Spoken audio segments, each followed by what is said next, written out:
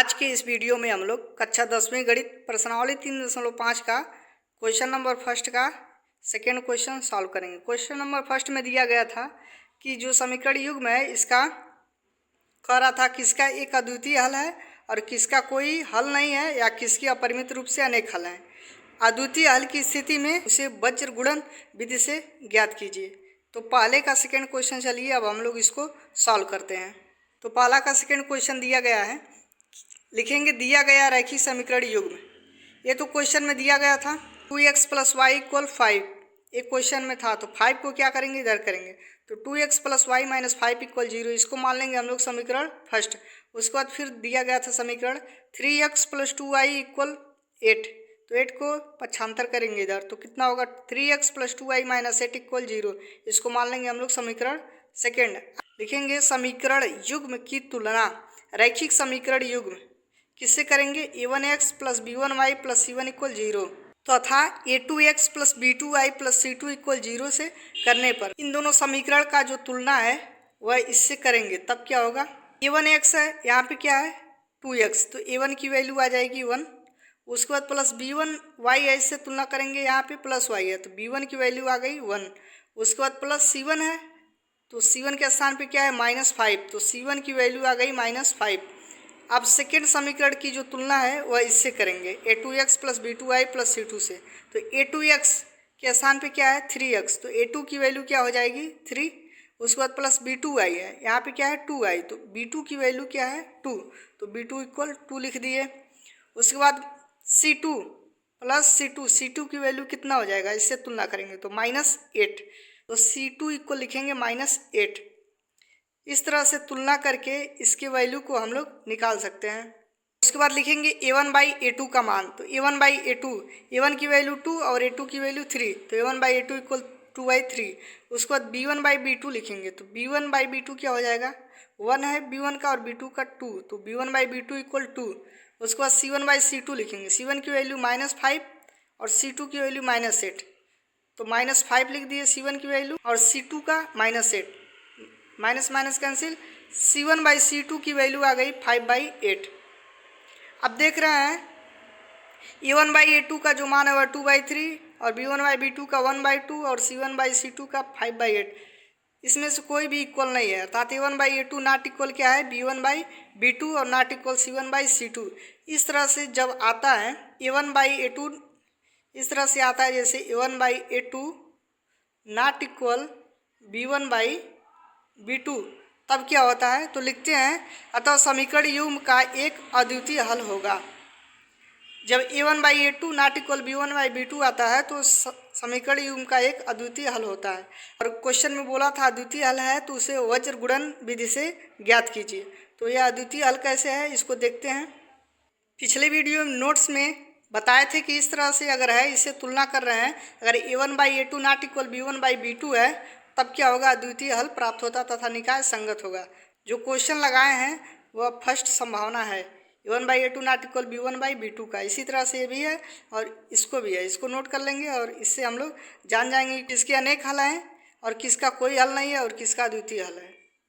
तो चलिए वीडियो पे चलते हैं। इस तरह से जो नोट्स में लिखवाए हैं उसको नोट कर लीजिए और इस तरह से हम लोग पता करेंगे कि कौन अद्वितीय हल है और किसका हल नहीं है। जब अद्वितीय हल है तो इसको वज्र गुणन विधि से सॉल्व करना है। तो चलिए इसको वज्र गुणन विधि से सॉल्व करते हैं। इसको कैसे सॉल्व किया जाता है लिखेंगे वज्र गुणन विधि। इसमें क्या लिखेंगे x यहाँ पे लिखेंगे, y लिखेंगे और 1 लिखेंगे। x के बटे क्या लिखेंगे b1 की वैल्यू लिखेंगे, उसके बाद उसके नीचे b2 की वैल्यू और उसके बाद c1 की वैल्यू और c2 की वैल्यू। अगर y लिखेंगे तो b को छोड़ देंगे, c1 लिखेंगे, उसके बाद c2 लिखेंगे इसके नीचे, उसके बाद a1 लिखेंगे और a2 लिखेंगे, उसके बाद 1 लिखेंगे, 1 के नीचे क्या लिखेंगे a1 लिखेंगे और a2 की वैल्यू, b1 की वैल्यू लिखेंगे और b2 की वैल्यू। इसका इसमें गुणा इस तरह से होता है इन सब का। तो चलिए इसको कैसे सॉल्व करते हैं आगे देखते हैं। लिखेंगे इसलिए x/b1 की वैल्यू क्या है, यहाँ से वैल्यू को हम लोग पुट करेंगे। यहाँ पे देख रहे हैं a1 की वैल्यू है a2 की, b1 की, b2 की और c1 c2 की। यहाँ से वैल्यू को यहाँ पे रखेंगे। तो B1 की वैल्यू 1 है और B2 की 2, C1 का -5 और C2 का -8 इक्वल y है। उसके बाद C1 C2 का है, C1 का -5 -8 और A1 A2 का 2 3 यहाँ पे लिख दिए इक्वल 1 है।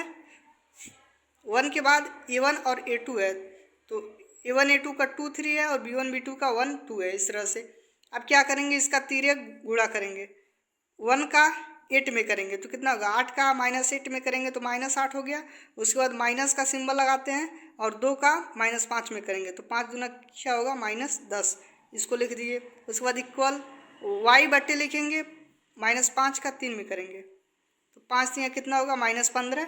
उसके बाद माइनस का सिंबल लगाएंगे। उसके बाद 8 का 2 में करेंगे तो कितना होगा, -8 दूना 16 हो गया इक्वल 1। अब 2 का 2 में करेंगे तो 2 दूना क्या हो जाएगा, 4। उसके बाद माइनस का सिंबल लगाएंगे। उसके बाद 3 का 1 में करेंगे तो 3 1 कम कितना होगा, 3। अब -8 माइनस, उसके बाद माइनस कोष्टक में 10 है, इसको क्या लिख सकते हैं, माइनस माइनस का गुणा होगा इसमें तो प्लस होगा, x बटे -8 + 10। उसके बाद इक्वल है, इक्वल लगा दिए। y बटे -15 है और माइनस माइनस का गुणा होगा तो क्या होगा, प्लस। -15 + 16 इक्वल 4 में से 1 घटाएंगे तो 1 आ जाएगा तो 1/1।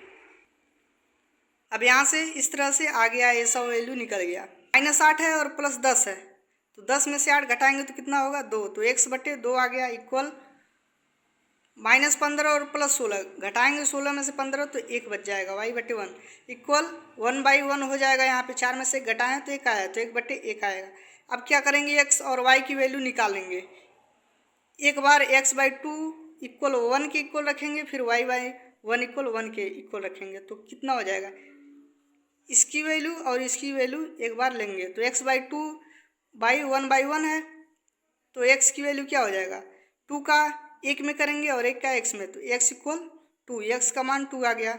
उसके बाद फिर y/1 इक्वल 1/1 इसको लेंगे एक बार, तब कितना होगा, 1 का 1 में करेंगे और 1y कितना होगा, y तो y इक्वल 1 आ गया। अतः लिखेंगे समीकरण युग्म के, यहाँ पे के युग्म का जो हल हो जाएगा वह x इक्वल 2 तथा y इक्वल 1 है। इस तरह से बहुत ही आसान तरीके से हम लोग वज्र गुणन विधि से इसको सॉल्व कर सकते हैं। इस क्वेश्चन में यही दिया गया था कि अगर अद्वितीय हल होगा तो उसको वज्र गुणन विधि से हमको ज्ञात करना था। वज्र गुणन विधि यही होता है, x बटे लिख देंगे, यहाँ पे B1 B2 और C1 C2।